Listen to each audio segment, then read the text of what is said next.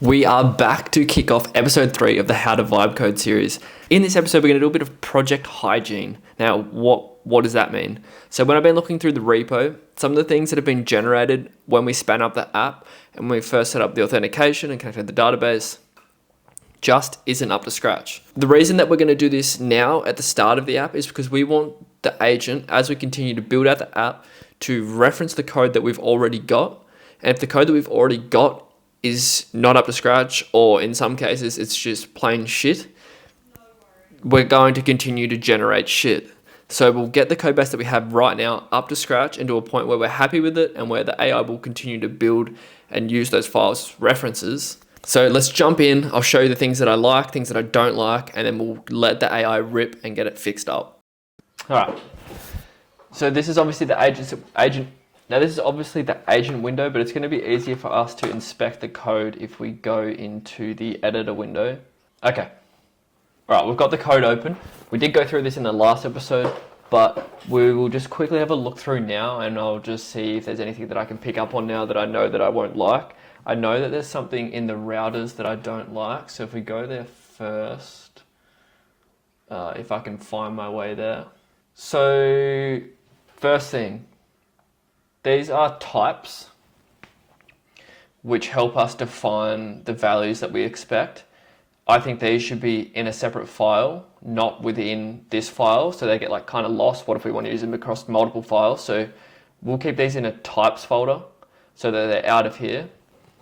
Another thing that I want to do is I don't want to query the database directly from within the API routes. In the agency that I co-own with some other guys, we will keep these separate so that if we want to swap out the database later, it's really easy. It just keeps the logic separate from where we're just like processing data through. So we'll usually go into our API. That'll pretty much just say, this is the data we've got. Then from there, we've got a thing that we call a controller, and that will do any business logic, whether it's checking multiple different tables for items, transforming data, querying Stripe or something, and then that will call our model, which is where the raw queries are to interact with our database. So we'll try to get it to mirror some sort of logic like that. So that means we're going to remove this out of this file. We'll move these insert to on conflict, all those like DB query stuff out of this file. I think these should be pretty good. They're pretty standard. These are generated types. They're different. If we have a look at our components, a little bit messy, not too bad. This is something I don't like about Next. This is a component, but it's sitting where our routes sit, which I think is confusing to look at, and I just don't like it. So in my opinion, this should essentially just be in here, which is a change we can easily make ourselves, and it automatically updates the file path here to be that.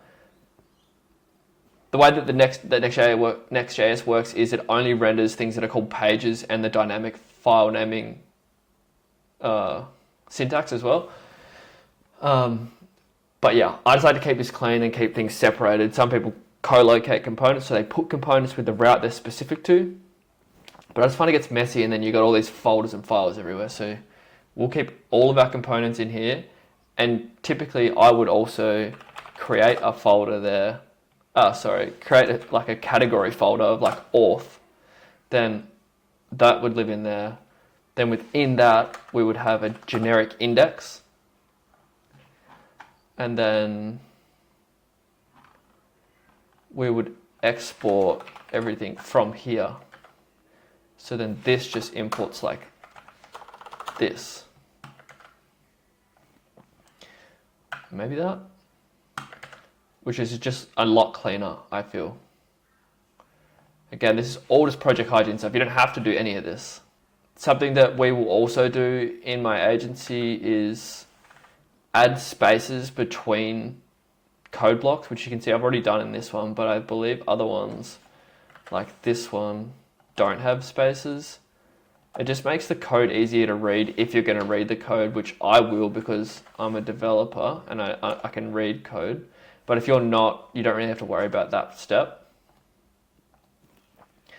And everything else is looking pretty good. So realistically, all we want to do is clean this file up. So if we jump back to the composer window, you need to clean up the current router file that we have for profiles.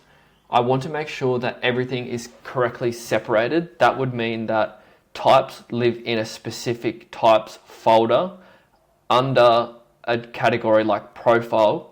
Then out of that, we'll export those types through an index file. Then our router can import from there. Additionally, we want to separate logic even further, where our API routers just pretty much take in the data. Then we have a controller system, so we need a controller folder with every controller in it that will do the business logic. And then from there, those will pass it off to a model, which would have all of our queries in it. Every model should have the standard get queries, get many, update, create, delete, etc. Implement this now. That should be a good enough prompt. And once that's done, we'll quickly have a review of that file and see what we've got. Now I'm just going to also tag the router and we'll let it rip. Okay, the agent's done. Let's just quickly read this and see what it says. So we're going to have a types file, solid schemas, infer types. That's correct. And we can see we've got models for all DB queries, controllers for the business logic, and the profile, which is just a thin router. Why is precision controllers together? Okay, so if we look at this, now this is a lot cleaner. You can see that we've just got, you can see that the types are removed that were up the top. And then these are super simple, easy to read. Our file stays nice and small. We don't lose any functionality. These are like floating functions. They're not part of like a class. I don't even really know how to explain a class. I just like the syntax a lot more. So I'm going to say, wait, we'll look at the models.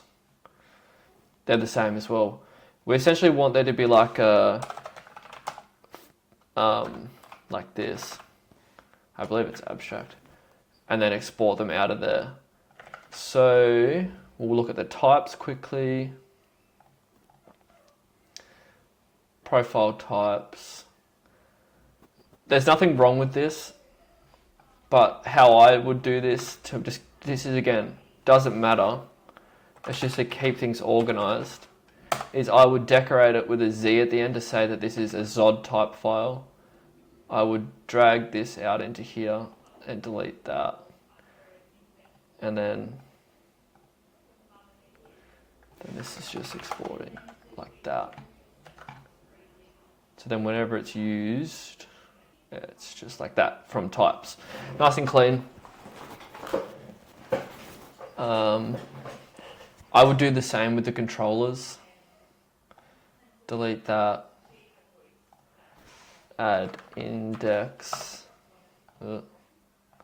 Sorry, rename this to profile controller, and then just add an index like that.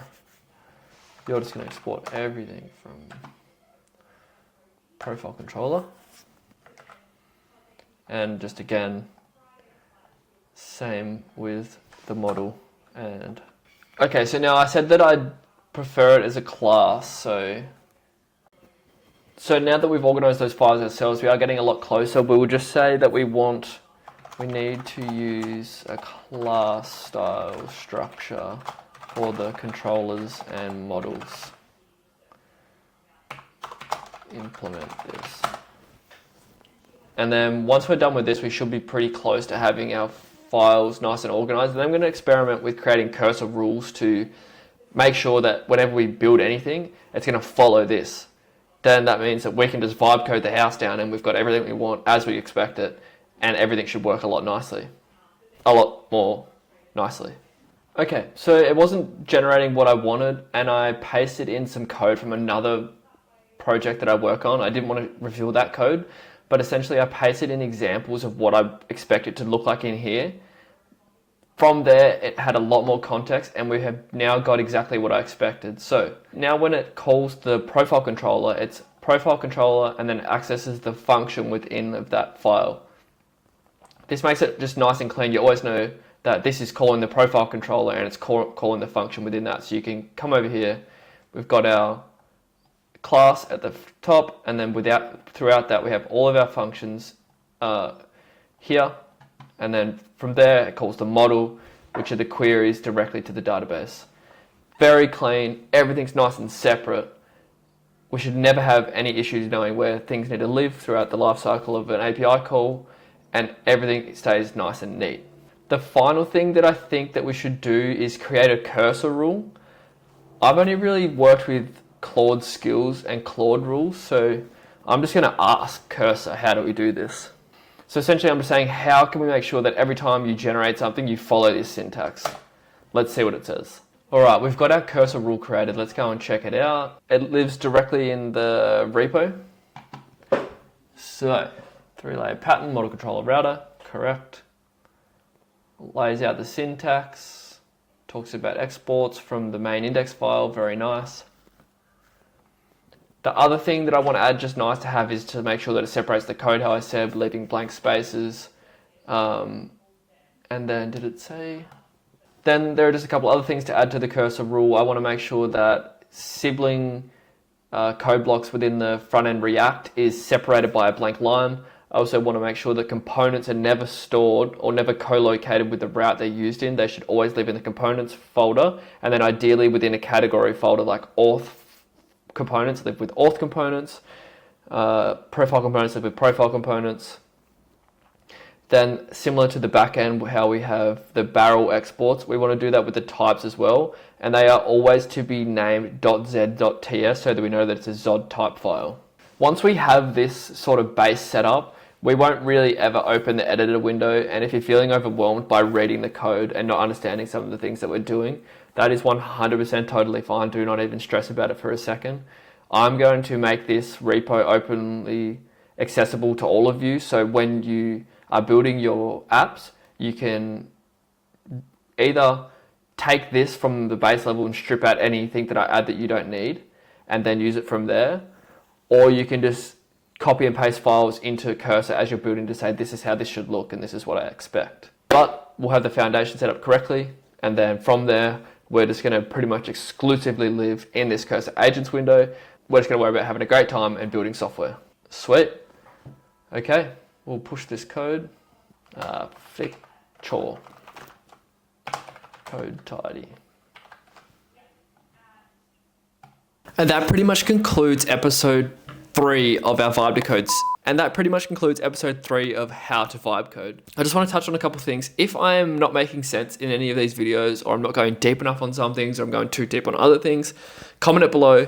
I've never taught people how to do this before. However, I know that even with vibe coding making it possible for everybody to code, some people still feel a lot of friction and feel pretty lost with how they can actually go from nothing to something to getting it live. And that is the aim of this series. So let me know if I'm going too deep on stuff. Let me know if I'm missing stuff that you're curious about, and I will cover it in the following episode. Also, let me know if you want access to the code right now so that you can start building with what we've already created, and I can make the repo public for you guys. I'm going to try to make it a thing where I post these videos every Sunday because it's the day when things are the most chill. All my apps are quiet. There's no clients reaching out. So hopefully every single Sunday there'll be a new episode of this series. Until then, enjoy your week.